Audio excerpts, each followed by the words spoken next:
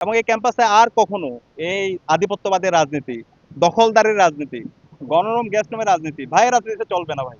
ঠিক আছে, এটা কেউ যদি ভুলে যদি কেউ করতে আসে তাহলে সে নিজের পায়ে নিজে কুড়াল মারবে। তার ওই দিন থেকে তার পতন শুরু হবে। আর বিশ্ববিদ্যালয়ে যারা চান্স পেয়েছে আমরা তাদের কাছে বলতে চাই, বিশ্ববিদ্যালয়ের মূল কাজ হচ্ছে তাদের পড়াশোনা করা, গবেষণা করা এবং এই বিশ্ববিদ্যালয়কে শিল্প, সাহিত্য, সংস্কৃতি, বিজ্ঞান, প্রযুক্তির মাধ্যমে একটা অনন্য উচ্চতায় নিয়ে যাওয়া। তো সেটার জন্য তাদের অবারিত সুযোগ এখন ফার্স্ট ইয়ার থেকে। এবং এই ক্যাম্পাসে তাদের মূল কাজ হবে পড়াশোনা করা, রাজনৈতিক সচেতন হওয়া এবং দেশের জন্য, দেশের স্বাধীনতা, সার্বভৌমত্ব, অখণ্ডতার জন্য কথা বলা। এবং সে জায়গায় আমরা সার্বিকভাবে তাদের পাশে থাকবো।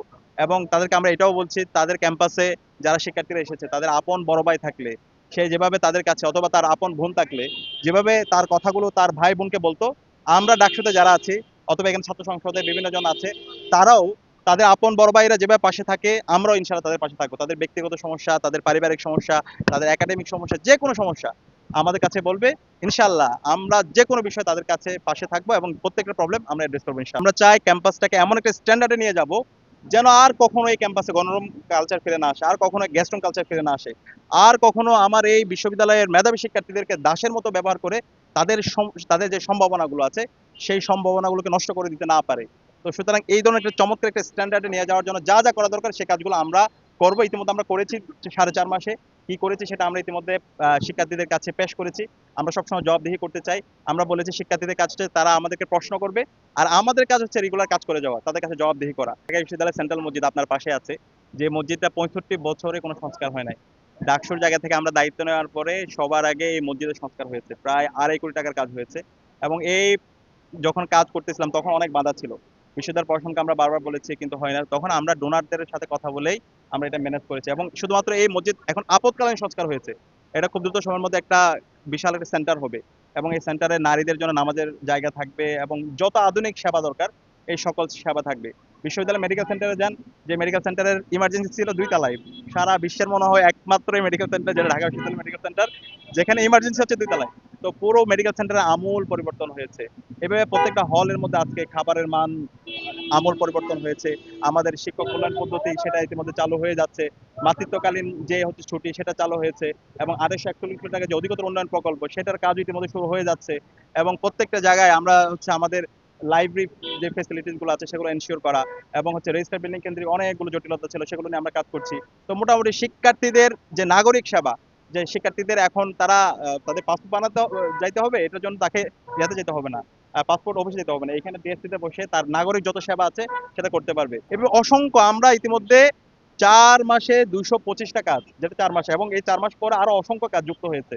জিমনেশিয়াম, নারীদের জন্য হচ্ছে জিমনেশিয়ামের ব্যবস্থা, এভাবে আমি অসংখ্য ধরে ধরে বলতে পারবো। তো আপনারা আমাদের ওয়েবসাইটে যান, ওয়েবসাইটে গেলেও পাবেন এবং শিক্ষার্থীদের মতামত দেন তারাও পাবেন। এবং আমার যারা ভাই বোনরা ভবিষ্যতে যারা আসবে তারা চমৎকার একটা এনভায়রনমেন্ট পাবে এই বিশ্ববিদ্যালয়ে। বিশ্ববিদ্যালয়ে এসে তারা পড়াশোনা করবে, গবেষণা করবে এবং যেটা বললাম শিল্প, সাহিত্য, সংস্কৃতি, বিজ্ঞান, প্রযুক্তির মাধ্যমে বিশ্ববিদ্যালয় এমন একটা স্ট্যান্ডার্ডে নিয়ে যাবে যার মাধ্যমে এই ঢাকা বিশ্ববিদ্যালয়ের শিক্ষার্থীরা শুধুমাত্র বাংলাদেশ না, সারা বিশ্বব্যাপী তারা নেতৃত্ব দিবে ইনশাআল্লাহ। আচ্ছা, যেই সরকার এসেছে আমাদের এখানে দীর্ঘ লড়াইয়ের পরে আমাদের শহীদদের আত্মত্যাগের মাধ্যমে একটা নির্বাচন হয়েছে। নির্বাচন নিয়ে কিছু আপত্তি আছে, আমরা আশা করবো সেগুলো খুব দ্রুত সময়ের মধ্যে সলভ হবে। আমরা আশা করব এই নির্বাচন পরবর্তী এই বাংলাদেশে একটা গণতান্ত্রিক ধারা অব্যাহত থাকবে, এবং এই গণতান্ত্রিক ধারা অব্যাহত রাখার জন্য যা যা করা দরকার আমরা সার্বিকভাবে সহযোগিতা করব। এবং এই ক্যাম্পাসে আর কখনো এই আধিপত্যবাদের রাজনীতি, দখলদারের রাজনীতি, গণরম গ্যাসরুমের রাজনীতি, ভাইয়ের রাজনীতিতে চলবে না ভাই। ঠিক আছে, এটা কেউ যদি ভুলে যদি কেউ করতে আসে তাহলে সে নিজের পায়ে নিজে কুড়াল মারবে। তার ওই দিন থেকে তার পতন শুরু হবে। সুতরাং এই ক্যাম্পাসে দখলদারিত্ব রাজনীতি আর চলবে না। আমরা দেখতে পেয়েছি, আজকে আমি কংগ্রাচুলেট করছি, ধন্যবাদ জানাচ্ছি ইসলাম ছাত্র শিবির, তারা শিক্ষার্থীদেরকে নিয়ে বুথ তৈরি করেছে। জাতীয়তাবাদী ছাত্রদল তারাও বুথ করেছে। আমরা চাই এই ধরনের একটা প্রতিযোগিতামূলক রাজনীতি হোক, আইডিয়ার রাজনীতি, শিক্ষার্থীদের কাছাকাছি যাওয়ার রাজনীতি। কিন্তু কেউ যদি ভুলে যদি দখলদারিত্বের রাজনীতি করতে চায় তাহলে সেই ওই দিন থেকে তার পতন শুরু হয়ে যাবে। তো সুতরাং সরকারি দল, বিরোধী দল যারাই আছে আমরা সবসময় তাদেরকে তাদের কর্মকাণ্ডগুলো আমরা সবসময় ফলো করব। কেউ যদি ফেসিস্ট হয়ে ওঠার চেষ্টা করে, কেউ যদি হাসিনাবাদী রাজনীতি ফিরে নিয়ে আসতে চায়, কেউ যদি আবার ক্যাম্পাসে ছাত্রলীগ হয়ে উঠতে চায়, সে যে হোক, সে যত বড় শক্তিশালী হোক, আমরা তাদের বিরুদ্ধে আমাদের প্রতিরোধ জারি রাখবো এবং তাদের এই রাজনীতি আমরা এই ক্যাম্পাসে হইতে দিব না ইনশাআল্লাহ। তো বিশ্ববিদ্যালয়ের যেটা সবচেয়ে বড় সংকট সেটা হচ্ছে আবাসন সংকট। তো আমরা ইতিমধ্যে বিশ্ববিদ্যালয় প্রশাসনের সাথে যোগাযোগ করে, এবং এর আগে অন্তর্বর্তীকালীন সরকার ছিল, আপনারা জানেন 2841 কোটি টাকার একটা প্রকল্প এসেছে।